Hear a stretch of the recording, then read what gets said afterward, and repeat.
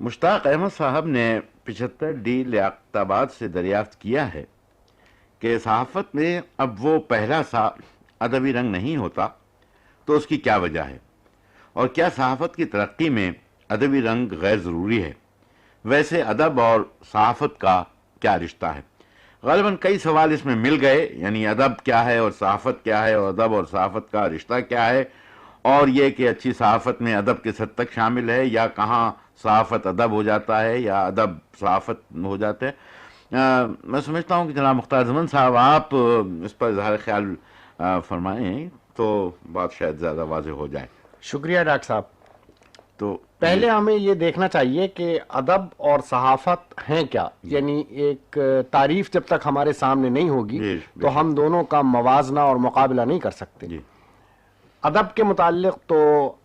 میرا خیال یہ ہے کہ کوئی جامع اور مانع تعریف نہیں کی جا سکتی، البتہ ادب وہ ہے جس کو مضمون یا کمپوزیشن یا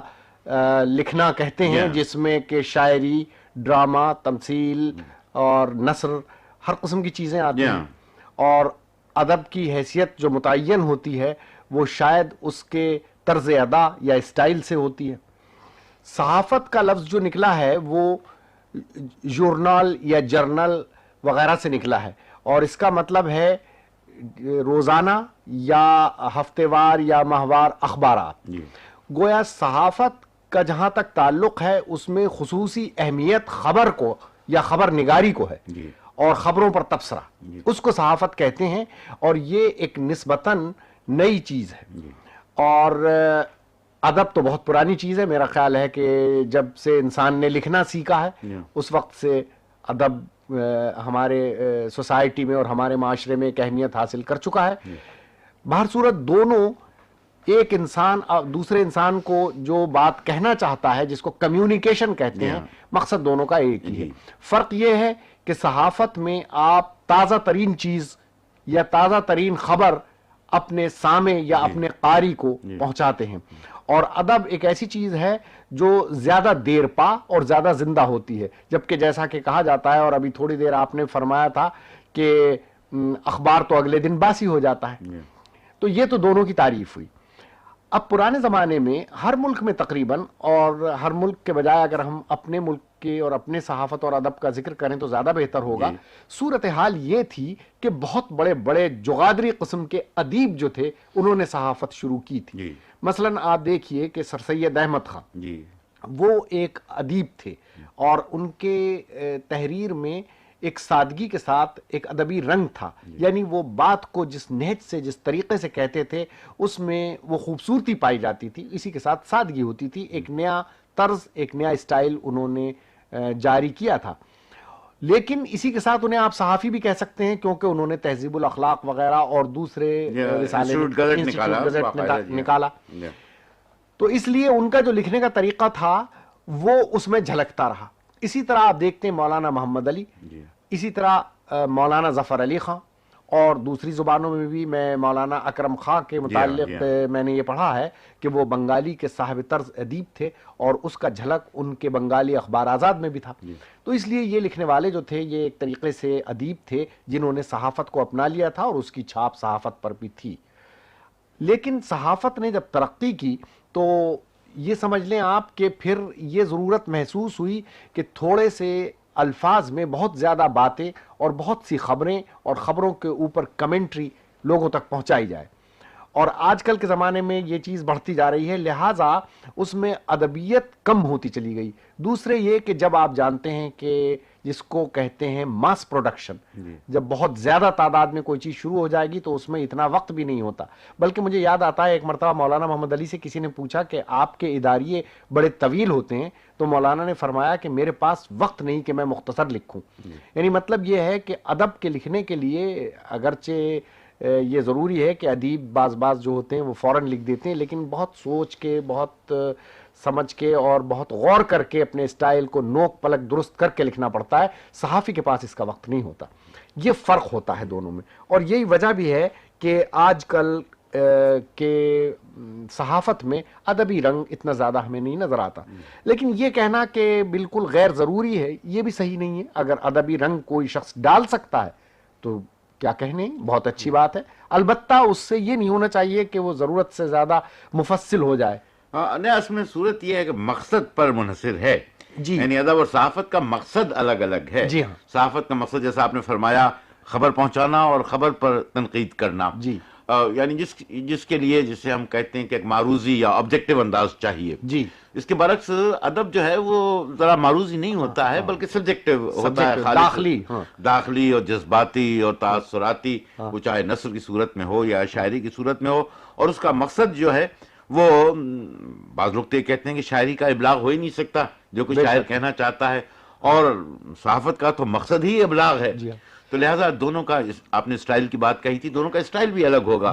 صحافت کا اسٹائل یقیناً الگ ہوگا، اور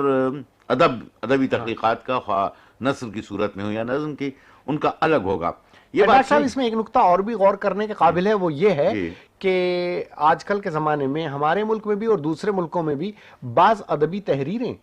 اخبارات میں بھی چھپتی ہیں. تو یعنی جہاں تک کہ اس لکھنے کے اسٹائل کا تعلق ہے، جو خالص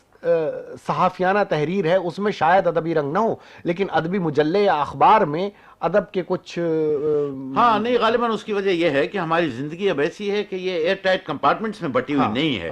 یعنی ہم اخبار پڑھنا چاہتے ہیں تو اتنی ہمیں فرصت نہیں ہے کہ ہم ایک رسالہ بھی پڑھ سکیں اور ادبی رسالہ بھی پڑھ سکیں، اور ایک ایسا رسالہ جیسے پہلے گلدستے شائع ہوتے تھے کہ اس میں صرف شاعری ہوتی تھی وہ بھی پڑھ سکیں. تو لوگ پسند کرتے ہیں کہ مثلا اگر اخبار میں ہفتے وار یا ماہانہ کوئی میگزین یا کوئی حصہ، یا پھر الگ الگ مسائل ہیں، خواتین کے مسائل ہیں، بچوں کے مسائل ہیں، طالب علموں کے مسائل ہیں، تو اخباروں نے ان کے لیے بھی اب اپنی جگہ ایک خاص مقرر کی ہے. لیکن ڈاکٹر صاحب ایک بات آپ میرے خیال سے اگر غور فرمائیں تو وہ یہ ہے کہ اب صحافت اور ادب میں کچھ جو سرحد تھی دونوں کی وہ کچھ ملتی جا رہی ہے. اور آپ یہ دیکھیں گے کہ خاص کر مغرب میں تو اب پیور ادب یا خالص ادب جو ہے وہ بڑی حد تک لیکن ڈاکٹر صاحب ایک بات آپ میرے خیال سے اگر غور فرمائیں تو وہ یہ ہے کہ اب صحافت اور ادب میں کچھ جو سرحد تھی دونوں کی وہ کچھ ملتی جا رہی ہے. اور آپ یہ دیکھیں گے کہ خاص کر مغرب میں تو اب پیور ادب یا خالص ادب جو ہے وہ بڑی حد تک وہ کچھ یہ میں کہنا چاہتی تھی کہ انہوں نے یہ کہا کہ ادبی اب طرز نہیں پایا جاتا صحافت میں، تو ادب بھی تو بدلتا رہتا ہے کیونکہ اس کا جو ایک تخلیقی پہلو ہے ادب کا، تو اب یعنی جو پرانے زمانے کا ادب تھا اور اب آپ جدید ادب کا وہ کیجئے تو دونوں کی وہ بھی بدل گیا، طرز بدل گئے ہیں. تو میں یہ سوچتی ہوں کہ جو سوال کرنے والے محترم ہیں انہوں نے جو کہا کہ ادبی رنگ نہیں پایا جاتا، تو میرے ذہن میں ایک سوال پیدا ہو رہا تھا کہ ان کی مراد کون سے ادبی رنگ سے ہے. یعنی وہ پرانا ادبی رنگ، کیونکہ آپ جیسے ابھی فرما رہے ہیں کہ جدید ادب میں تو صحافت اور ادب کا فاصلہ بہت کم ہوتا جا رہا ہے. اور دوسری ایک بات جو آپ نے پہلے کہی تھی کہ یعنی پہلے جو صحافی ہوئے ہیں وہ ادیب بھی تھے اور اپنے زمانے کے سوشل ریفارمر تھے اور وہ مفکر بھی تھے، لیکن اب جو یعنی صحافی آئے ہیں میدان میں تو یہ ضروری نہیں ہے کہ ان کی بھی یہی یعنی تاریخ یا پس منظر رہا ہو. زیادہ تر ان میں سے ایسے ہی ہیں کہ جن کا جو صرف ایک پیشہ ور قسم کے صحافی ہیں. اب سر سید یا مولانا ظفر علی خان پیشہ ور صحافی سے پہلے وہ مصلح اور شاعر اور ادیب تھے، اور انہوں نے جو صحافت شروع کی تھی وہ کسی کاروباری نقطہ نظر سے نہیں شروع کی تھی، بلکہ صحافت کو وہ استعمال کر رہے تھے خاص طور پہ اصلاح کے لیے، اصلاح قوم اور اصلاح ملک کے لیے اور معاشرے کی اصلاح کے لیے. اور اب کاروبار کا پہلو بھی کافی، فن اور ٹیکنیک کا پہلو اتنا بدل گیا. بعض مرتبہ آپ ہی اتفاق کریں گے اس بات سے کہ بہت سے ایسے کالمسٹ ہیں کہ جو اتنی خوبصورت ان کا طرز تحریر ہوتا ہے کہ لوگوں کو پڑھنے میں کتنی دلچسپی ہوتی ہے، اور ایک محبیت سے وہ کہہ جاتے ہیں کہ کیا عمدہ اس کا اسٹائل ہے، طرز لکھنے کا. تو واقعہ تو یہ ہے کہ جی ہاں کہ یعنی صحافت اور ادب میں ہے ایک رشتہ جس کو بھی توڑا نہیں جا سکتا. میں سمجھتا ہوں اس سوال پر تو خاصی گفتگو ہو گئی اور ادب اور صحافت کا رشتہ اور ان کی نوعیت کا بھی اندازہ ہو گیا. دوسرا سوال جناب شاہد احمد صاحب نے نارتھ ناظم آباد بلاک 1 کراچی سے کیا ہے، اور وہ یہ ہے کہ ہمارے معاشرے میں سماجی حیثیت کا تعین عہدے اور دولت سے ہوتا ہے، ہنر اور کردار سے کیوں نہیں ہوتا؟ میں سمجھتا ہوں کہ پروفیسر ڈاکٹر عقیلہ کیانی آپ اس پر اظہار خیال فرمائیں. آپ کا موضوع بھی ہے معاشرہ اور سوشیالوجی اور سماجیات، تو کیا یہ واقعہ ہے ایسا، اور اگر ہے تو کیوں ہے؟ بہرحال یہ سوال کہ یہ واقعہ ہے اصل میں تو یہ حقیقت آمیز سوال ہے کہ جب ہم اپنے معاشرے کا مشاہدہ کرتے ہیں تو دیکھتے ہیں کہ جب ہم کسی کو ایویلویٹ کرتے ہیں، محاسبہ کرتے ہیں کہ یہ سماجی طبقات میں جس طرح سے کہ ہم لوگ بٹے ہوئے ہیں، تو یعنی ہم کہتے ہیں کہ اونچا سماجی طبقہ کیا ہے اور اس کے کیا انڈیکیٹرز ہیں، کیا نشانیاں ہیں، تو ہم یہی کہتے ہیں کہ یعنی وہ بہت عمدہ مکان میں رہتے ہیں، کتنا ان کا بینک بیلنس ہے،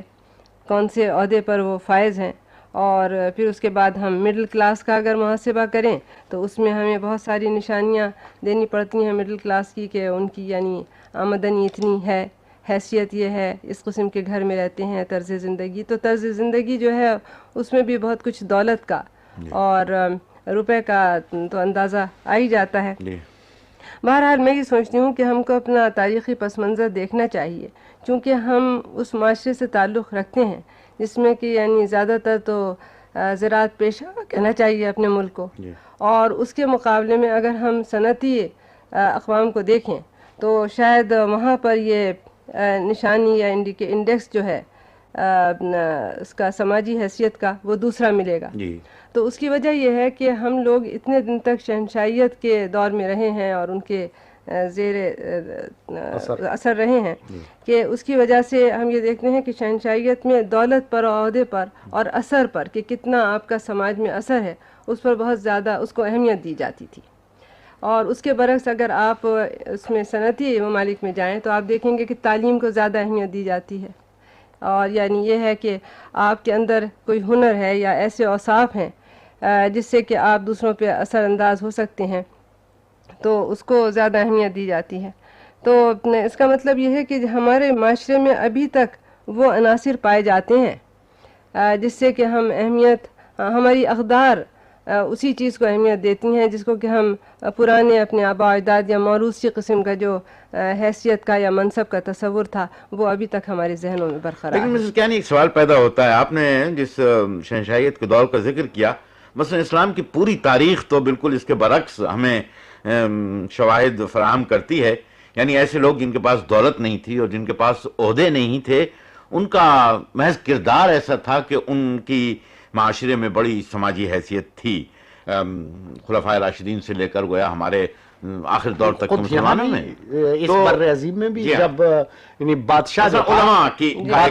حضرت نظام الدین اولیاء کے جایا کرتے اور حضرت نظام الدین اولیاء کہتے تھے کہ فوج فرا اپنی الگ رکھو، یہاں آؤ جوتے اتار کے دوسروں کی طریقے سے نہیں۔ وہ دیکھیے ایک بہت معمولی سا واقعہ ہے خواجہ میر درد کا، کہ مشاعرہ کیا کرتے تھے اور بادشاہ جاتا تھا، ایک مرتبہ کچھ پیر میں تکلیف تھی، وہ گئے اور آداب مشاعرہ اس زمانے میں تو یہ تھے کہ خاص طرح کی نشست ہوتی تھی، اس طرح بیٹھتے تھے دو زانو، تو بادشاہ نے ذرا سا پیر پھیلا لیا تو دیکھا کہ خواجہ میر درد کی جبین پر شکن آ گئی، تو انہوں نے فوراً معذرت کی کہ معاف کیجیے گا میرے پیر میں درد ہے، تو انہوں نے فرمایا کہ بھئی پیر میں درد تھا تو آنے کی کیا ضرورت تھی، تو ایک بہت معمولی سا آدمی اور بادشاہ سے کہہ سکتا ہے، یعنی ادب و ثقافت اور ایک خاص قسم کا برتاؤ، ایک اونچا کردار اور تہذیب، یعنی تہذیب و تمدن کو بھی اس میں شامل کیا جاتا تھا کہ آپ شرفا جس کو کہتے ہیں، وہ جو کردار کا ذکر کیا غالباً اس سے مراد آپ کی غالباً مراد یہ تھی کہ جاگیردارانہ معاشرے میں ہمیشہ دولت کو اہمیت دی جاتی ہے، لیکن میں مسز کیانی اگر آپ اجازت دیں تو یہ عرض کروں کہ جاگیردارانہ معاشرے سے زیادہ آج کل جو معاشرہ ہے خاص کر مغرب میں جس کی ہم نقالی کر رہے ہیں، اس کا دار و مدار تو بالکل پیسے کے اوپر ہو، یعنی مادیت اس کے اندر، میٹیریلزم جس کو کہتے ہیں، وہ زیادہ سرایت کر گئی ہے، لہٰذا یہ کہنا کہ اس زمانے میں محض پیسے کی یا پیسے والوں کی قدر ہوتی تھی اور اب نہیں ہوتی، یہ کچھ ذرا جی ہاں اس کو بحث طلب موضوع ہو گیا۔ اس کا اصل میں مقابلہ کرنا اس لیے مشکل ہے کہ وہ جو جاگیردارانہ نظام جس کی طرف آپ نے اشارہ کیا وہ اس موجودہ مغربی کیپٹلزم سے مختلف ہے، یعنی اس میں یہ ہے کہ اس میں ہنر سے بہت سے لوگوں نے دولت جمع کی ہے اور اپنی یعنی خود کوششوں سے، جبکہ اس جاگیردارانہ نظام میں موروثی حیثیت اور وراثت کو بہت زیادہ اہمیت حاصل تھی، تو یہ مقصد تو یہ ہوا کہ جس کے پاس دولت ہو خواہ وہ ہنر سے جمع کرے خواہ وہ موروثی اس کو ملے، مقصد تو یہی ہوا نا کہنے کا کہ جس کے پاس دولت ہے اسی کی عزت ہے، یعنی جس کے پاس دولت ہے وہ تمام یعنی ایسی چیزیں خرید سکتا ہے مادی جس سے کہ وہ اپنے حیثیت کو بلند کر سکتا ہے. لیکن یہی چیز نہیں ہے. آپ یہ دیکھیے کہ یہ جس کو نو دولتیہ کہتے ہیں, اس سے یعنی وہ لوگ جو کہ شرفا ہیں وہ کتنا گھبراتے ہیں, اور وہ سمجھتے ہیں کہ ان میں وہ آداب و طریقے, اور وہ جس کا کہ ابھی ڈاکٹر ابو اللہ صدیقی صاحب نے ذکر کیا, یعنی میر درد کی مثال دے کر, خواجہ میر درد کی. تو یعنی یہ ہے کہ وہ ایسی چیزیں کہ اگر آپ نے اوور نائٹ آپ نے دولت جمع کر بھی لی ہے جی, تو لیکن وہ آپ کے اندر تہذیب اور وہ ثقافت اور وہ پیدا نہیں ہوئی نفاست جس کی کہ یعنی توقع کی جاتی تھی کہ ایک شریف خاندان کے افراد یعنی اس کو کے متحمل ہو سکتے ہیں. تو لہٰذا یہ ہے کہ آپ نے جو کردار کی بات کہی ہے, جی ہاں وہی میں یعنی آپ نے جو کردار کی بات کی اس میں خواجہ نظام الدین اولیاء کا ذکر ہوا, تو یعنی جو لوگ کے روحانیت اتنی تقوی تھی, ان کی بہت ہی قوت تھی ان کی روحانیت میں, ان کا کردار تو یعنی بہت ہی کم لوگوں کو اس کی وہ ہو سکتی ہے کہ وہ حاصل کریں. بہرحال یہ ہے کہ روحانیت کا کردار ایک الگ چیز ہے, لیکن پسندیدہ کردار وہی ہوا کرتا تھا جو کہ ثقافت اور اس کی اقدار نے کچھ حدیں متعین کر دی تھی. یا کہیں یعنی ایسا تو نہیں ہے کہ سوال کرنے والے کے ذہن میں یہ بات ہے کہ وہ جنہیں ہم مورل ویلیوز کہتے ہیں, غالباً کردار سے اس کی مراد وہ ہے اخلاقی اقدار. مثلا ایک شخص جو ہے نہایت غریب ہے, کوئی عہدہ نہیں رکھتا لیکن دیانتدار فرض کیجیے مشہور ہے, یا ایک شخص ہے کوئی عہدہ نہیں رکھتا خدا ترس مشہور ہے. تو ہمارے معاشرے میں اس کی قدر آج اس لیے نہیں ہوتی کہ ہمارا معاشرہ جو ہے وہ بالکل مادہ پرست ہو گیا ہے, اور چونکہ مادہ پرستی سے متعلق کوئی چیز اس کے پاس نہیں ہے اس لیے اس کی کوئی قدر نہیں ہے. تو گویا اصل جو سبب ہے اس کا وہ دراصل ان اخلاقی اقدار کا زوال ہے. آپ اس پر کچھ بالکل صحیح آپ نے بات کہی, لیکن میں یہ کہوں گی کہ صرف یہ کہنا کہ ہم محض مادیت کے اوپر سماجی طبقات کو متعین کرتے ہیں وہ بھی صحیح نہیں ہے. بہت سے لوگ اپنے اچھے کردار اور اپنے اعلیٰ ہنر کی وجہ سے بھی وہ مقام حاصل کر چکے ہیں جس سے کہ ان کو سماج نے بہت عزت دی ہے اور ان کو ایک بہت بڑا بلند مرتبہ دیا ہے. اور یا تو وہ کردار اپنی روحانیت کی وجہ سے انہوں نے حاصل کیا ہے یا اپنی اور صفات ذہانت کی وجہ سے حاصل کیا ہے. اب یہ جتنے ادیب تھے اور صحافی تھے اور یہ سب یہ کوئی دولت مند نہیں تھے, کسی امیر طبقے سے تعلق نہیں تھا, لیکن یہ ہے کہ لوگوں نے ان کی عزت کی اور انہوں نے اپنی خود عزت بنائی. تو ایک تو وہ ہے کہ موروثی حیثیت حاصل ہے کسی کو, اور اس کے علاوہ جو موجودہ زمانے میں گو کہ مادیت کی طرف تو ہم بڑھ رہے ہیں, لیکن میں کہتی ہوں کہ جس کو کہ اچیوڈ اسٹیٹس کہتے ہیں, یعنی اپنی قوت سے اور اپنے اوصاف سے حاصل کیا ہوا اکتسابی حیثیت, وہ اس کی اہمیت بڑھتی جا رہی ہے. اور میں کہتی ہوں کہ جو تعلیم کو ترقی ہوگی اور ہنر کو ترقی ہوگی تو وہ اکتسابی حیثیت کی اہمیت بڑھتی چلی جائے گی ہمارے معاشرے میں. ہاں یہ پہلو تو بڑا اہم ہے. میں سمجھتا ہوں ایک پہلو اور بھی ہے یہاں جس سماجی حیثیت کا ذکر کیا گیا ہے. ایک حیثیت تو ایسی ہوتی ہے جو بالکل وقتی اور آتی جاتی ہوتی ہے. مثلا کوئی کسی اعلیٰ عہدے پر فائز ہے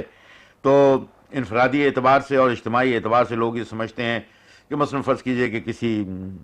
کوئی تقریب کرنا ہے یا افتتاح کرانا ہے تو شاید ذاتی طور پر بھی اور اس ادارے کے لیے بھی ایسا عہدیدار شاید مفید ثابت ہو سکتا ہے, اس لیے وہ اس کو بلاتے ہیں. اور ہمارا جیسا معاشرہ ہے اس میں جو اس کے علاوہ بھی بلاتے ہیں. میں نے ایسے مواقع دیکھے ہیں کہ شادی ہو رہی ہے اور شادی میں ظاہر ہے کہ دولہا سب سے زیادہ اہم شخصیت ہوتا ہے, کم از کم شادی کے دن, چاہے ویسے ہو یا نہ ہو. لیکن اگر اس میں کوئی وزیر باتدبیر تشریف لے آئے تو معلوم ہوگا کہ سب لوگ دولہا کو چھوڑ کے وزیر کے پاس چلے گئے. تو یہ جو سوال کرنے والے صاحب ہیں انہوں نے یہ بالکل صحیح کہا ہے کہ معاشرے میں سماجی حیثیت کا تعین دولت اور عہدے سے ہو ضرور رہا ہے, اس میں شک نہیں, لیکن ہونا چاہیے نہیں. اور اس کے کچھ مستثنا مثالیں مل جائیں گی آپ کو. مثلا ہم مولانا حسرت مہانی کی عزت کرتے ہیں, اور جب مولانا حسرت مہانی زندہ تھے تب بھی وہ عزت ان کو حاصل تھی, اور ہدیے کے وقت کا وزیر اعظم جو بھی تھا وہ ان کی عزت کرتا تھا اور وہ اس کو ڈانٹ بھی دیتے تھے کیونکہ ان کا کردار بہت بلند تھا. ان کی قربانیاں, ان کا ایثار, ان کی نیکی, ان کی شرافت, ان چیزوں کی وجہ سے لوگ انہیں پسند. میں سوچتی ہوں کہ اگر آپ اعلیٰ عہدے کو لیں تو کم از کم لوگوں کو یہ امیدیں وابستہ ہوتی ہیں کہ جو کہ ایک اس پوزیشن یا حیثیت میں ہے اور اس کا بڑا عہدہ ہے تو کم از کم اس کا کردار بھی مثالی ہونا چاہیے. یعنی یہ چیز جو ہے یہ ایک توقع تو ہوتی ہے مگر وہ لیڈرشپ اس کے ہاتھ میں ہے اور وہ اپنی لیڈرشپ کی حیثیت سے اس کا اہل ثابت ہوگا. کم از یعنی کم آپ کے خیال میں عوام لوگ یہ الناس، سمجھتے ہیں؟ لوگ یہ سمجھتے ہیں، ان کو امیدیں وابستہ ہیں اور ان کی توقعات یہ ہیں، اور وہ شخص پیٹ پیچھے تو گالیاں دیتے ہیں۔ بہرحال موجودہ نظام کو چھوڑ کے تیسرا سوال آج کے دانش کدے کے لیے چودھری عزیز سرفراز صاحب نے PCHS بلاک نمبر 2 کراچی سے بھیجا ہے۔ 2 یا 6 لکھا ہوا ہے۔ اچھا، آپ بہرحال دو ہے۔ سوال بڑا اہم ہے اور خاص طور پر آج کل کے حالات میں، اور وہ یہ ہے کہ افرادی قوت کی برآمد سے ہماری معیشت پر کیا اچھے یا برے اثرات مرتب ہوتے ہیں۔ غالباً ان کی مراد یہ ہے کہ جو بڑی کثرت سے ہنرمند اور نیم ہنرمند لوگ ہمارے ہاں بعض ممالک میں خصوصاً مشرق وسطیٰ میں جا رہے ہیں، ان سے، ان کے چلے جانے سے یا ان کی برآمد سے ہماری معیشت پر یا ہماری اقتصادیات پر جو اثر پڑ رہا ہے وہ اچھا ہے یا برا ہے۔ تو آپ فرمائیں زمان صاحب، آپ کا تو بس یہ تعلق تو ظاہر سی چیز ہے کہ اس میں دونوں باتیں ہیں۔ اچھے اثرات تو اس کے دو ہیں۔ ایک تو یہ کہ زر مبادلہ جس کی ہمارے ہاں ہمیشہ کمی رہی ہے وہ ہمارے ہاتھ آتا ہے، اور کئی کروڑ روپے یا ڈالر کی شکل میں یا پاؤنڈ کی شکل میں ہر سال ہمارے یہ بھائی جو باہر کے ملکوں میں کام کر رہے ہیں یہاں بھیجتے ہیں، جس سے کہ بہت فائدہ ہوتا ہے۔ یہ تو بہت اچھی بات ہے۔ اس کے علاوہ یہ کہ وہ اور ان کے خاندان تعلیمی اعتبار سے اور معیار زندگی کے اعتبار سے بھی کسی قدر بلند ہو جاتے ہیں، کیونکہ ان کی آمدنیاں وہاں اچھی ہوتی ہیں۔ اور اس کے خراب اثرات یہ ہیں کہ ایک تو نفسیاتی طور پہ یہ صورتحال پیدا ہوتی ہے کہ وہ ان ممالک میں جاتے ہیں تو وہاں انہیں بڑی دقتوں کا سامنا کرنا پڑتا ہے، اور بعض مرتبہ ان کی بڑی ہیٹی ہوتی ہے۔ دوسری بات یہ کہ ہمارے یہاں خود، جیسا کہ آپ نے لفظ ابھی استعمال کیا تھا، اسکلڈ لیبر جس کو کہتے ہیں، ہنرمند، ان کی کمی کی وجہ سے ان کے دقتیں جو ہمارے معاشرے کو، چونکہ ہم بھی تو ایک ترقی پذیر ملک ہیں، ہمیں بھی ان لوگوں کی ضرورت ہے، ہمیں بھی ڈاکٹر چاہیے، نرسیں چاہیے، معمار چاہیے، اور وہ لوگ چاہیے کہ جو بڑھائی کا کام کرتے ہیں، یا اور اس قسم کے لوگ چاہیے، ان کی ضرورت ہمارے یہاں ہے۔ لیکن میرا خیال یہ ہے کہ اگر ہم ان دونوں کو برابر رکھ کے دیکھیں تو ان لوگوں کے جانے سے نقصان کم اور فائدہ زیادہ ہے۔ غالباً ڈاکٹر کیانی اس کے اوپر زیادہ بہتر بتا سکیں گی کہ سماجی حیثیت سے کیونکہ وہ بلند ہوتے جا رہے ہیں، ان کا معیار زندگی بلند ہو رہا ہے، ان کے خاندانوں کا، وہ روپیہ بھیجتے ہیں، ان کے بچے اسکولوں میں تعلیم حاصل کر رہے ہیں، وہ زمینیں خرید رہے ہیں، اور اقتصادی حالت ان کے خاندانوں کی بہتر ہو رہی ہے، اس وجہ سے غالباً فائدہ بھی ہو رہا ہے، اور دوسرے یہ کہ زر مبادلہ آ رہا ہے۔ جی ہاں زمان صاحب، آپ نے بہت درست فرمایا کہ یعنی نقصان کم اور فائدہ زیادہ۔ جی میں اس سے متفق ہوں۔ میں یہ سوچتی ہوں کہ باہر کے ملکوں میں جہاں جاتے ہیں ہمارے ہنرمند لوگ، خاص طور پہ ہنرمند لوگوں میں میں اس طبقے کو کے متعلق سوچ رہی ہوں جو کہ پروفیسرز ہیں یا ڈاکٹرز ہیں یا انجینئرز وغیرہ قسم کے، ان کے اندر ایک وسیع نظری بھی پیدا ہوتی ہے اور ایک ریسرچ کا شوق پیدا ہوتا ہے۔ اور اگر وہ یعنی فیصلہ کرتے ہیں کہ بہرحال وہ بہت سے لوگ تو ملک واپس آ جاتے ہیں، تو کم از کم اس کے بعد وہ فائدہ پہنچا سکتے ہیں، تو وہ یعنی وہ چیزیں جو حاصل کرتے ہیں اور ان کے اندر ایک وسیع نظری پیدا ہوتی ہے دوسرے ملکوں میں جا کر، اور پھر یہ ہے کہ ان کا معیار زندگی بلند ہوتا ہے، تو جب وہ یہاں آتے ہیں تو جیسا آپ نے فرمایا کہ اپنے بہت سے خاندان والوں کو فائدہ پہنچاتے ہیں، اور یہ ہے کہ ان کا تعلیمی اور ویسے رہن سہن کا معیار بھی بلند ہو جاتا ہے، اس میں کوئی شک نہیں ہے۔ لیکن ایک اس کا پہلو یہ جس کی طرف آپ نے ہلکا سا اشارہ کیا، نقصان کی طرف، سب سے بڑا مسئلہ تو یہ ہے کہ ہم خود ایک ترقی پذیر ملک ہیں، ہمارے یہاں کے پروفیسر یا ریسرچ ورکرز یہ باہر چلے جاتے ہیں، تو خود ہماری جو ترقی کی رفتار ہے وہ اتنا بڑا نقصان ہے کہ محض کئی کروڑ روپے کے زر مبادلے کے آ جانے سے اس نقصان کی تلافی نہیں ہو سکتی۔ اور یہی وجہ ہے کہ کم سے کم اس سطح کے لوگوں کو لانے کے لیے پچھلے مختلف حکومتوں کے زمانے میں انہوں نے چاہے اچھے کام کیے ہوں یا برے کام کیے ہوں، لیکن یہ کام ہر حکومت نے کرنا چاہا ہے کہ جو ہمارے اعلیٰ ترین ذہن ہیں یہ یہاں واپس آ جائیں۔ دیکھیں نا، مثلا ہمیں ڈاکٹروں کی ضرورت ہے، ہمارے ایک ڈاکٹر کی تعلیم پر جو کچھ خرچ ہوتا ہے وہ پبلک اور عوام کے روپے سے جاتا ہے، یہاں وہ سہولتیں میسر نہیں ہیں۔ ہماری جو اعلیٰ درجے کی تعلیم گاہیں، مثلا یونیورسٹیاں ہیں، ہماری یونیورسٹیاں خود ابھی اس معیار پر نہیں پہنچی تھیں جس معیار پر بعض مغربی ممالک کی یونیورسٹیاں ہیں، اور جو رہے سہے لوگ تھے وہ باہر چلے گئے۔ تو ہمارے یہاں یہ جو نقصان ہو رہا ہے کہ اگلی نسل کو جسے ہم تیار کرنا چاہتے ہیں اگر ہماری یہ توقع ہے کہ ہم ان سب کو باہر بھیج دیں گے اور یہ سب باہر ریسرچ کریں گے تو پھر ہمارا مسئلہ تو کبھی نہیں حل ہوگا. نہیں ہوگا حل. مگر ڈاکٹر صاحب اس میں ایک بات اور بھی ذرا آپ غور فرمائیں, وہ یہ ہے کہ خلا کبھی نہیں رہتا. اور میں ابھی پچھلے 2 ہفتے پہلے تقریباً میں ایک صاحب سے گفتگو کر رہا تھا جو اس شعبے سے متعلق ہیں, جو حکومت نے حال ہی میں ایک ادارہ بنایا ہے باہر بھیجنے والوں کے اوپر کنٹرول کرنے کے لیے. وہ یہ کہہ رہے تھے کہ اگر یہ لوگ باہر چلے جاتے ہیں تو ان کی وجہ سے جو خلا پیدا ہوتا ہے, دوسرے لوگ, اور آبادی ہماری بڑھتی چلی جا رہی ہے, وہ لوگ اس خلا کو پر کرنے کے لیے آگے آتے رہتے ہیں. تو اس لیے کوئی ایسی صورت نہیں. اب یہ اعداد و شمار میرے پاس نہیں ہے, ممکن ہے میں تو عملی تجربے سے عرض کرتا ہوں. مثلا یہ یونیورسٹی میں ایک شعبہ ہم نے نیا قائم کیا سائنس کا. اس میں ایک پروفیسر تھا, 2 ایسوسیٹ پروفیسر تھے, کچھ اسسٹنٹ پروفیسر تھے, کچھ لیکچرر تھے. اب اس شعبے کا حال یہ ہے کہ اس میں پروفیسر کوئی نہیں ہے, اس میں ایسوسیٹ پروفیسر کوئی نہیں ہے, اس میں اسسٹنٹ پروفیسر کوئی نہیں ہے, اس میں صرف لیکچرر رہ گئے. یہ صحیح ہے کیونکہ یہ سب لوگ باہر چلے گئے. تو اب ہم شعبہ بند نہیں کر سکتے. طالب علموں کو داخل کر دیا ہے. یہ صحیح ہے کہ وہ جو لیکچرر پڑھاتے ہیں وہ کوالیفائڈ ہیں, پڑھا سکتے ہیں اور پڑھا رہے ہیں, لیکن بہرحال اس شعبے کے کھولنے کا جو اصل مقصد تھا وہ تو فوت ہو گیا. تو اس معاملے میں تو میں یہ نہیں سوچتی کہ جانے والوں کی کوئی غلطی ہے, کہ چونکہ وہ چلے گئے لہٰذا, یعنی یونیورسٹی میں ایک ایسا نظام ہونا چاہیے کہ اس خلا کو پر کرے. اور میں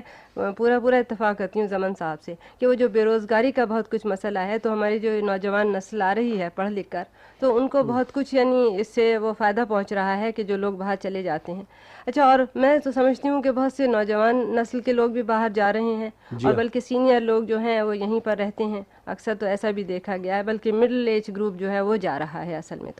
تو یہ کہنا کہ شعبے کو بند کر دیا جائے, بجائے اس کے شعبے کو بند کیا جائے,